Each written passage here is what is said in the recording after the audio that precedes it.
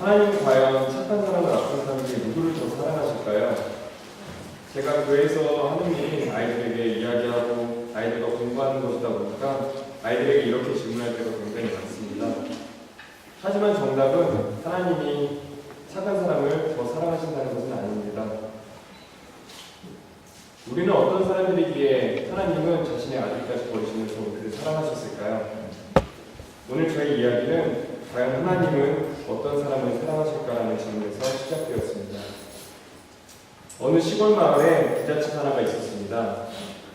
처음부터 그 마을에 살던 사람들은 아니었지만 성실하게 일하고 노력해서 부자가 된 사람들이었습니다. 그 집에는 성격이 서로 다른 두 명의 쌍둥이 형제가 있었습니다. 첫째 아들은 싸움도 잘하고 일도 잘하는 용감하고 씩씩한 아들이었지만 둘째 아들은 어머니 품에서 굳게 자라나 어머니의 일을 곧잘 도와주는 아들이었습니다. 그 집은 예전부터 하나님만을 섬기던 집이었습니다. 그래서 두 아들들의 할아버지였던 분도 하나님을 아주 잘 섬겼고 그 집의 지금 주인이었던 두 아들의 아버지 역시도 하나님을 착실하게 섬기는 사람이었습니다. 그래서 사람들은 하나님이 그 집에 복을 주셔서 그 집이 부자가 되었다고 말하곤 했습니다. 하지만 그 집의 아들들은 아버지나 할아버지만큼 하나님을 잘 믿고 섬기는 사람들은 아니었습니다. 그 부잣집의 아들들의 이름은 에서와 야곱입니다. 물론 아버지의 이름은 이삭이었고 할아버지의 이름은 아브라함이었습니다. 힘으로 하는 싸움에서야 언제나 형인 에서가 이겼지만 잔재가 많은 동생 야곱에게 형 에서는 당해낼 수가 없었습니다. 그래서 그것을 아는 동생 야곱은 언제나 형을 쉽게 속였고 야곱은 형을 종종 골탕 먹이곤 했습니다. 급기야 어느 날은 야곱이 어머니의 도움을 받아 형이 받기로 되어 있던 첫째에게만 준다는 복을 아버지로부터 대신 받게 되는 일이 생깁니다. 그로 인해 형 에서는 매우 화가 났고 야곱은 평소와 마찬가지로 형에게 용서해달라는 말을 하지 않고 도망치게 됩니다. 두 형제의 어머니 리브가는 이번만큼 형이 화가 많이 났으니 멀리서 살고 계시는 외삼촌의 집에서 며칠만 지내달라고 말했습니다. 지금껏 어머니의 품을 한 번도 떠나본 적 없었던 야곱은 그리고 그의 여행은 이렇게 시작되었습니다. 처음 여러분이 독일에 오셨을 때 어떤 기분을 가지고 오셨는지 기억하시나요? 아니면 평생을 살던 집을 떠나 군대에 들어갈 때 그 마음이 어떠셨는지 기억하고 계시나요? 며칠 혹은 몇 주 동안 친척집에서 쉬고 오면 되겠지라고 생각한 여행이었지만 혼자 떠나는 야곱의 여행은 그리 쉽지도 그리 재밌지도 않았습니다. 하지만 외삼촌 집에만 도착하면 편하게 쉴 수 있을 거라는 생각에 처음 그의 여행은 그리 힘들지는 않았습니다. 하지만 몸을 바짝바짝 마르게 하는 한낮의 더위와 뼛속 깊이 스며드는 한밤의 추위 속에서 야곱은 서서히 지쳐가고 있었습니다. 더욱이 어디서 나타날지 모르는 맹수나 도둑의 습격을 생각하면 야곱은 아무 곳에서나 머물고 쉴 수 없는 사람이었습니다. 그렇게 떠난 여행은 한참이 지나서야 야곱은 목자들이 모여있는 한 우물을 발견할 수 있었습니다. 그리고 그곳에 자신이 찾고 있던 외삼촌이 산다는 소식을 목자들로부터 알게 되었습니다. 오늘 성경 본문은 바로 야곱이 외삼촌의 딸 라헬과 외삼촌과 만나는 것에 대한 내용입니다. 다 같이 다시 한번 오늘 성경 본문을 읽어보겠습니다. 창세기 22장 12절부터 14절까지입니다. 야곱은 나에게 자기가 나의 아버지의 친척이라는 것과 리브가의 아들이라는 것을 말해주었습니다. 나에겐 그 말을 듣고 집으로 달려가 자기 아버지에게 이야기했습니다. 라반은 자기 누이의 아들 야곱에 대한 이야기를 듣고 달려나가 야곱을 맞이했습니다. 라반은 야곱을 안고 입을 맞추고 야곱을 집으로 데려왔습니다. 야곱은 그때까지 일어난 모든 일을 라반에게 말해주었습니다. 야곱의 말을 듣고 라반이 말했습니다. 정말로 너는 내 뼈요 내 살이라.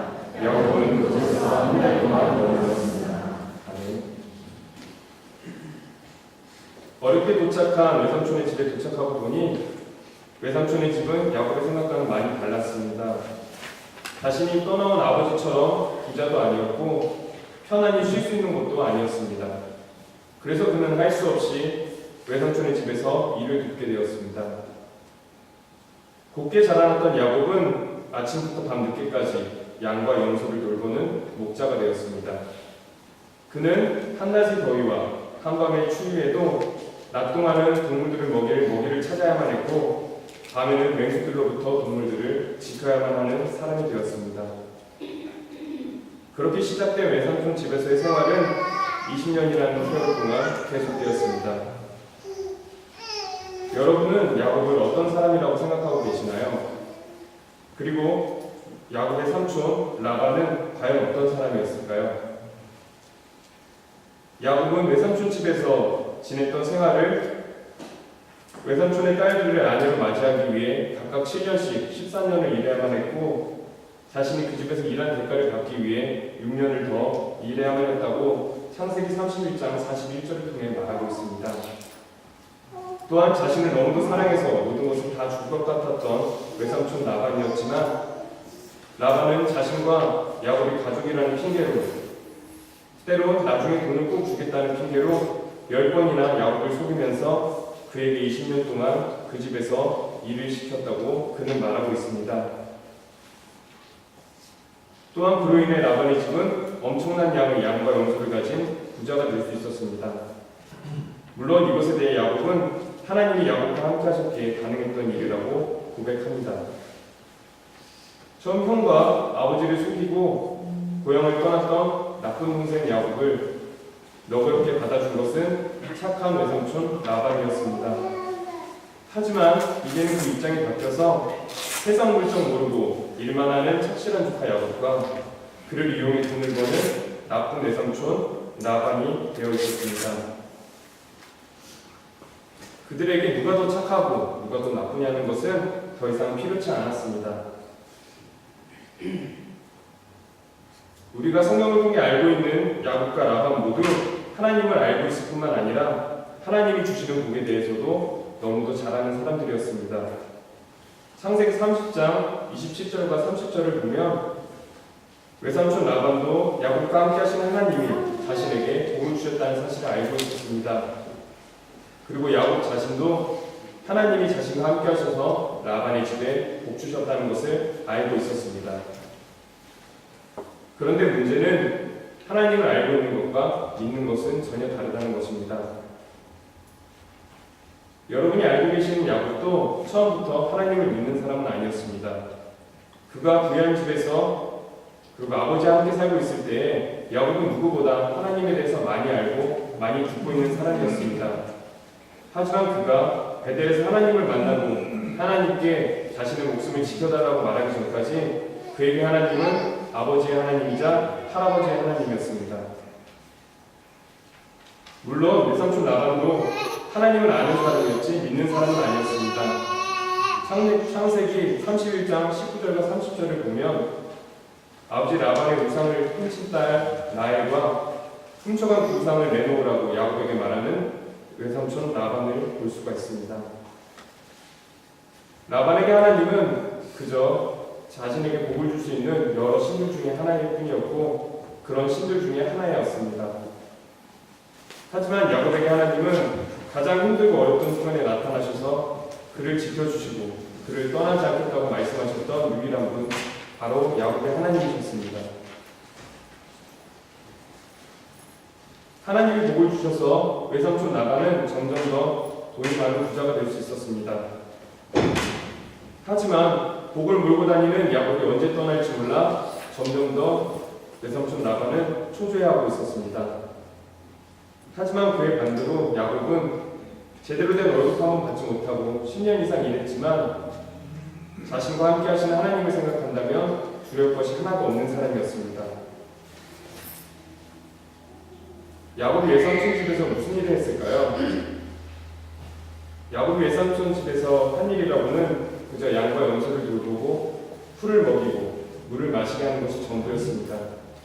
물론 양이나 염소 모두 외삼촌의 것이었고 양과 염소를 키우는 것도 외삼촌과 그의 조상들이 대대로 살고 있던 그들의 고향이었습니다. 그는 그곳에서 그저 이방인이었고 보잘것없는 일들만 하는 하인이나 신분꾼 같은 사람이었습니다. 그런 상황에서 야곱은 하나님이 자신과 함께 하신다는 사실을 굳게 믿고 있었고 그런 사실을 사람들에게 언제나 당당하게 말했습니다. 일에 대한 대가를 받기 위해 외삼촌과 다툴 때에도 부인들과 이야기를 나눌 때에도 그의 입에서 하나님은 한 번도 떠난 적이 없었습니다. 창세기 31장 42절에서도 그랬고 30장 2절에서도 그랬습니다. 그에게 있어서 가장 중요한 것은 하나님이었고 모든 일을 행하시는 분도 야곱 자신이 아니라 바로 야곱의 하나님이셨습니다. 무엇이 가진 것 없는 야곱을 이렇게 당당하게 만들었을까요? 무엇 때문에 하나님은 야곱을 사랑하셨을까요? 여러분은 이렇게 굳게 하나님을 붙들고 있는 야곱을 어떻게 생각하시나요? 만약 여러분과 야곱의 믿음을 비교했을 때 여러분이 더 훌륭한 믿음을 가지고 있다고 생각하시나요? 아니면 성경에 나온 야곱과 나의 믿음을 비교하는 것 자체가 말이 안 된다고 생각하시나요? 저는 성경 속에 등장하는 인물들이 우리의 믿음에 있어서 표본이 되고 우리와는 전혀 다른 아주 훌륭한 사람들이고 우리의 믿음에 있어서 반드시 닮아가야 될 사람들이라고 생각하지 않습니다. 제가 본 성경 속의 등장인물들은 언제나 실수하는 사람들이었고 남을 원망하고 불의에 쉽게 굴하는 사람들이었습니다. 우리가 아는 믿음의 조상 아브라함도 하나님께서 아들을 약속해 주셨지만 부인의 몸종 하갈을 통해 이스마엘을 낳기도 했으며 그날의 아비멜렉 왕에게 자신의 부인인 사라를 자신의 누이라고 말하기도 했습니다. 그의 아들 이삭 역시도 아비멜렉에게 자신의 아름다운 부인을 자신의 누이라고 거짓말했습니다. 또한 우리가 아는 이스라엘의 위대한 왕 다윗은 하나님께서 이스라엘의 왕으로 세워주셨지만 우리아의 아내 밧세바를 자신의 아내로 맞이하기도 하였고 그 일 때문에 하나님께서 나단을 보내셨을 때에야 비로소 회개하는 자신의 잘못을 대해서 용서를 구하는 사람이었습니다. 예수님의 수제자 베드로도 예수님을 그리스도이시자 살아계신 하나님의 아들이라고 고백했지만 예수님이 붙잡혀 가신 그날 밤 그를 알아보고 그에게 예수님의 제자가 아니냐고 말하는 사람들에게 예수님을 모른다고 3번이나 부인했습니다. 그래서 그는 다고는 새벽녘 길가에서 슬피 울었습니다. 물론 오늘 등장하는 야곱도 형과 아버지를 속이고 형의 복수가 두려워 도망다니는 사람이었습니다. 그렇다면 왜 하나님은 성경 속에서 이렇게 실수도 많고 잘못도 저지르고 두려우고 무서울 때면 불의에 쉽게 굴하는 사람들의 이야기를 담아놓으신 것일까요? 그 이유는 바로 여러분들을 위해서라고 생각합니다. 하나님은 여러분이 성경을 읽으면서 그리고 교회에서 하나님을 믿고 섬기면서 여러분 스스로가 부족하고 못난 죄인으로 살기를 바라지 않으십니다. 하나님은 이미 예수님의 피값으로 구원된 여러분이 자신의 믿음이 훌륭한지 볼품없는지를 다른 사람과 비교하고 서로 비교당하는 것을 원하지 않으십니다. 하나님은 여러분이 성경 속의 인물들의 모습처럼 닮아가는 것이 아니라 성경 속의 인물들이 저질렀던 실수를 다시 하지 않기를 원하십니다. 물론 우리는 하나님이 보시기에 모두 죄인입니다. 하지만 우리가 우리를 서로 바라볼 때에 죄인이냐 그렇지 않느냐는 아무런 의미가 없습니다. 하나님 보시기에 의로운 사람은 성경 속에도 있었고 지금 우리가 사는 세상 속에도 있습니다.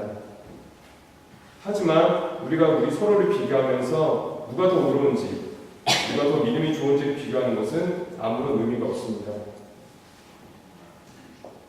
하나님 보시기에 그리고 하나님이 우리를 세상에 보내신 것은 우리 중에 더 믿음이 좋은 사람을 뽑으시려고 하신 것이 아니라 우리 중에 가장 의로운 사람을 택해서 하나님의 사람으로 만들기 위해서 우리를 세상에 보내신 것도 아니었습니다. 이제 제가 처음에 드린 질문은 하나님은 과연 착한 사람과 나쁜 사람 중 누구를 더 사랑하실까요? 라는 물음으로 돌아가 보겠습니다. 우리와는 다르게 하나님에게 착한 사람과 나쁜 사람은 아무런 의미가 없습니다. 하나님은 하나님만의 한 가지 기준으로 그리고 우리 사람들을 판단하십니다. 오래전에 살던 사람들은 착한 사람들은 하늘로부터 복을 받고 나쁜 사람들은 벌을 받는다고 생각했습니다. 그래서 복을 받으면 그 사람은 착한 사람이고 벌을 받으면 그 사람은 나쁜 사람이라고 손가락질했습니다. 그러한 이유로 하나님을 믿는 사람들 역시도 착하면 하나님의 사랑을 받고 나쁘면 하나님에게 사랑을 받지 못한다고 생각했습니다. 하지만 만약 하나님이 우리들처럼 착함이나 나쁨으로 사람들을 판단하셨다면 아브라함을 믿음의 조상으로 세우지도 하나님의 뜻을 순종한 사람으로 이삭을, 다윗을 위대한 이스라엘의 왕으로, 그리고 베드로를 믿음의 사도로 사용하시지도 않으셨을 것입니다. 그리고 형과 아버지를 속인 야곱에게 그를 떠나지 않겠다고 약속하시고 복을 주시지도 않으셨을 것입니다. 물론 우리가 실수의 잘못에 마음 아파하시며 자신 하나뿐인 아들을 우리 대신에 십자가에 달려 돌아가게 하시는 일도 절대 없었을 것입니다. 야곱이 형과 아버지를 속이고 자신이 대신 복을 받았음에도 힘들고 어려울 때에야 그제서야 하나님을 찾았음에도 외삼촌 나반을 속여 재산을 불리고 그를 피해 도망갔음에도 하나님이 야곱을 사랑하신 단 한 가지 이유는 야곱이 누구보다 정직하거나 착해서가 아니라 하나님을 그리고 그의 마음이 언제나 하나님을 향하고 있었기 때문이었습니다. 하나님께서 우리 사람들을 판단하시는 기준은 바로 그 사람의 마음입니다. 우리의 생각이나 기준에 따라 사람을 판단하는 것이 아니라 그 사람의 마음이 하나님을 믿느냐 믿지 않느냐는 것이 가장 중요합니다.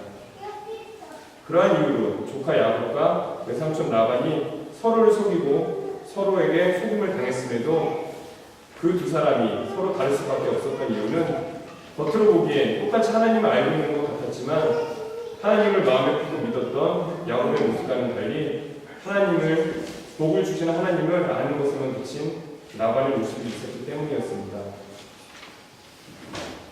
그래서 하나님의 기준을 몰랐던 라반은 하나님을 마음에 담는 것만으로 복을 받을 수 있다는 사실을 알지 못했고 조카 야곱은 하나님을 마음에 담을 수 있다는 것만으로 하나님께서 자신과 함께 하신다는 사실을 알고 있었던 것입니다. 여러분은 하나님을 믿는데 무엇이 가장 중요하다고 생각하시나요? 자신이 바라거나 원하는 것 없이 순수하게 하나님을 믿는 것이 가장 중요할까요? 아니면 착하게 살려고 노력하고 나쁜 사람들을 멀리하는 것이 가장 중요할까요? 그것도 아니라면 사두개인이나 바리새인들처럼 하나님의 말씀을 하나도 놓치지 않고 철저히 지키는 것이 가장 중요할까요? 물론 이 모든 것들이 다 중요합니다. 하지만 가장 중요한 것은 하나님을 어떻게 믿게 되었는지, 하나님을 어떻게 믿어왔는지가 아니라 지금 이 순간 내가 그리고 나의 마음이 하나님을 바라보고 있느냐는 것입니다. 하나님은 야곱의 그 마음 하나만을 보시고 그를 통해 이스라엘의 12지파를 세우셨습니다. 하나님은 지금 우리가 하나님을 마음에 담고 있다는 그 이유 하나만으로, 우리의 마음이 하나님을 바라보고 있다는 그 사실 하나만으로 야곱에게 약속하신 것과 동일하게 우리를 떠나지 않으시겠다고 말씀하여 주십니다. 여러분은 지금 왜 이곳에 앉아 계신가요?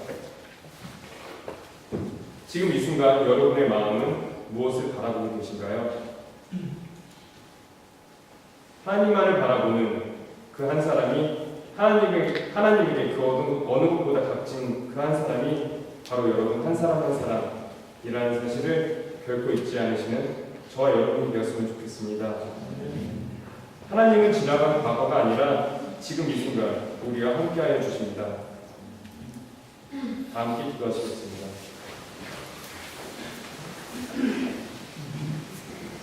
때론 기력이 있고 때론 방황할 때에도 우리의 마음을 보시고 우리를 사랑하여 주시는 주님 감사를 드립니다. 야곱의 실수와 그의 나약함 속에서도 그의 마음을 보시고 그에게 복 주시며 그의 삶 속에서 하나님을 나타내신 주님, 이 시간 저희의 잘못된 생각과 기준으로 사람들을 판단하며 살았던 저희의 모습을 고백합니다. 저희의 잘못을 주님의 피로 깨끗이 씻어주셔서 주님 보시기에 합당한 저희들이 되게 하옵소서. 사람의 중심을 보시는 주님, 마음속에 품은 오직 한 분이신 주님만을 생각하며 그 마음으로 오직 하나님만을 바라보며 살아가는 저희가 되게 하옵소서. 또한 그렇게 살아갈 때에 비로소 주님의 뜻과 계획을 실천하여 이 땅에 하나님의 나라를 이루는 저희들이 되게 하옵소서. 세상에서 그리스도의 향기를 바라는 주의 자녀가 되게 하옵소서. 우리를 사랑하시어 우리를 위해 십자가에 달리신 우리 구주 예수님의 이름으로 기도드립니다.